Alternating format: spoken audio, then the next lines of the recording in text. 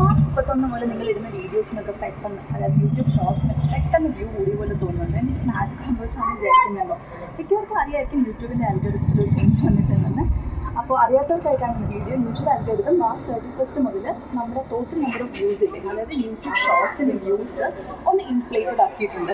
എന്താ പറ്റിയെന്നുള്ളതല്ലേ? അതായത് നമുക്ക് ഇപ്പോൾ വെറുതെ ഒന്ന് നമ്മുടെ വീഡിയോ ഒരു സെക്കൻഡെങ്കിലും ജസ്റ്റ് കണ്ടിട്ടാണ് സ്ക്രോൾ ചെയ്ത് വിടുന്നത്. അതായത് വീഡിയോ ഫുള്ള് കാണണ്ട, ഒരു സെക്കൻഡ് ജസ്റ്റ് ഇങ്ങനെ കണ്ടിട്ട് ഇഷ്ടപ്പെടാണ്ട് സ്ക്രോൾ ചെയ്ത് വീഡിയോ ആണെങ്കിലും അത് വ്യൂ കൗണ്ടായിട്ട് തന്നെ കൂട്ടും. പണ്ട് അങ്ങനെയല്ലായിരുന്നു. പണ്ട് മിനിമം നേരം കണ്ടു കഴിഞ്ഞാൽ മാത്രമേ വ്യൂ ആയിട്ട് കാണത്തുള്ളൂ. അപ്പോൾ പണ്ട് ശരിക്കും 75,000 കിട്ടിക്കൊണ്ടിരുന്ന ഒരു വ്യൂ ആണെങ്കിൽ ഇപ്പോൾ 75,000 കിട്ടാൻ ഭയങ്കര എളുപ്പമായിരിക്കും.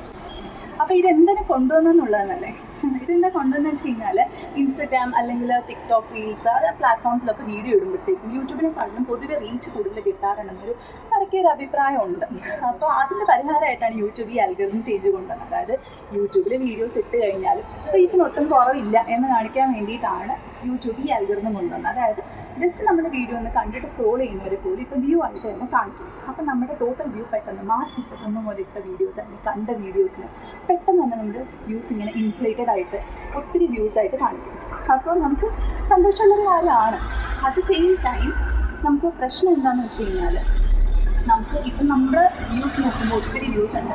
പക്ഷെ നമ്മുടെ പണ്ടത്തെ ഒരു വീഡിയോ ആയിട്ട് കമ്പയർ ചെയ്യുകയാണെങ്കിൽ ശരിക്കും എൻഗേജ് വ്യൂസ് പോയിട്ട് കമ്പയർ ചെയ്യാം. അതായത് യൂട്യൂബ് നമുക്കിപ്പോഴും ശരിക്കും എത്ര വ്യൂസാണ് അല്ലെങ്കിൽ ശരിക്കും എത്ര പേര് നമ്മുടെ വീഡിയോയിൽ എൻഗേജ് ചെയ്തിട്ടുണ്ടെന്ന് അറിയാൻ വേണ്ടിയിട്ട് ഒരു നമ്പർ തരുന്നുണ്ട്. അത് നമ്മുടെ യൂട്യൂബ് സ്റ്റുഡിയോയിൽ നമുക്ക് ക്രിയേറ്റേഴ്സിന് പോയിട്ട് നോക്കാവുന്നേ ഉള്ളൂ എൻഗേജ് വ്യൂസ്. അപ്പോൾ ശരിക്കും എൻഗേജ് വ്യൂസാണ് പണ്ട് ഒരു വീഡിയോയ്ക്ക് കിട്ടിക്കൊണ്ടിരുന്നത് വ്യൂസ്. ഇപ്പോൾ ശരിക്കും ആ വ്യൂ കൗണ്ട് മാറിയെങ്കിൽ നമുക്ക് എൻഗേജ് വ്യൂസ് പോയി കഴിഞ്ഞാൽ പണ്ട് നമ്മൾ ആ വീഡിയോ ഇട്ടിരുന്നെങ്കിൽ അല്ലെങ്കിൽ പണ്ടത്തെ അൽഗോരിതം വെച്ച് എത്ര വ്യൂ ആണ് ശരിക്കും നമ്മുടെ വീഡിയോയ്ക്ക് എത്ര വ്യൂ ആണ് കിട്ടുന്നത് അറിയണമെങ്കിൽ നമുക്ക് എൻഗേജ് വ്യൂസിൽ പോയി നോക്കാൻ പറ്റും.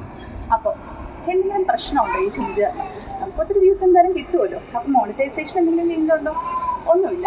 മോണിറ്റൈസേഷനോ അല്ലെങ്കിൽ ആ ക്രൈറ്റീരിയയ്ക്ക് ഒരു വ്യത്യാസം വന്നിട്ടില്ല. ഇപ്പോഴും മോണിറ്റൈസേഷന് എൻഗേജ് വ്യൂസ് മാത്രമേ നോക്കത്തുള്ളൂ. അതായത് നമ്മൾ യൂട്യൂബിൽ ഇപ്പോൾ പുറത്ത് ഒരാൾ വന്ന് നമ്മുടെ വീഡിയോ കാണുമ്പോൾ 1 മില്യൺ വ്യൂ അല്ലെങ്കിൽ 2 മില്യൺ വ്യൂ എന്ന് കാണുന്ന വ്യൂസ് അല്ല മോണിറ്റൈസേഷൻ എടുക്കുന്നത്. മോണിറ്റൈസേഷൻ എൻഗേജ് വ്യൂസിൽ എത്ര എണ്ണം ഉണ്ട് എന്നുള്ളത്, എൻഗേജ് വ്യൂസ് കാണാൻ നമ്മുടെ ക്രിയേറ്റേഴ്സിന് മാത്രമേ പറ്റുള്ളൂ.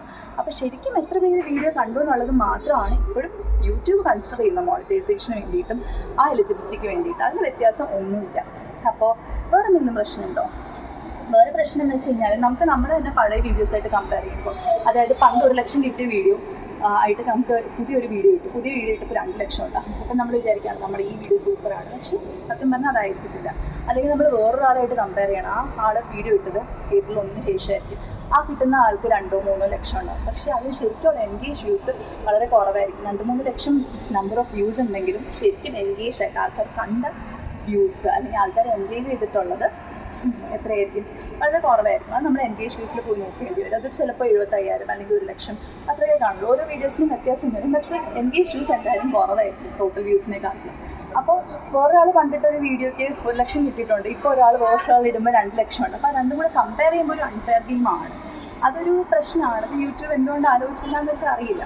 ബട്ട് നമുക്ക് വേറെ കണ്ടന്റ് ഇടുന്നവർക്ക് വേറെ നഷ്ടമൊന്നുമില്ല. നമുക്ക് വ്യത്യാസം നമുക്ക് കാണുമ്പോൾ സന്തോഷം. നമ്മുടെ വ്യൂസും ഷോർട്സിൻ്റെ വ്യൂ കൗണ്ടൊക്കെ കൂടിയിട്ടുണ്ട്. പക്ഷേ ഇങ്ങനൊരു കമ്പാരിസൺ വരുമ്പോഴത്തേക്കും അതൊരു പണിയായിരിക്കും. കണ്ടോ, എനിക്ക് 1 ലക്ഷം കിട്ടി. ഞാനിട്ട വീഡിയോ ചിലപ്പോൾ മാർച്ച് 31 മുന്നേ ഇട്ട വീഡിയോ ആയിരിക്കും. പക്ഷേ April 1 ശേഷം ഇട്ടാൽ ചിലപ്പോൾ 2 ലക്ഷം കിട്ടും. സെയിം വീഡിയോ ആയിരിക്കും ഇടുന്നത്.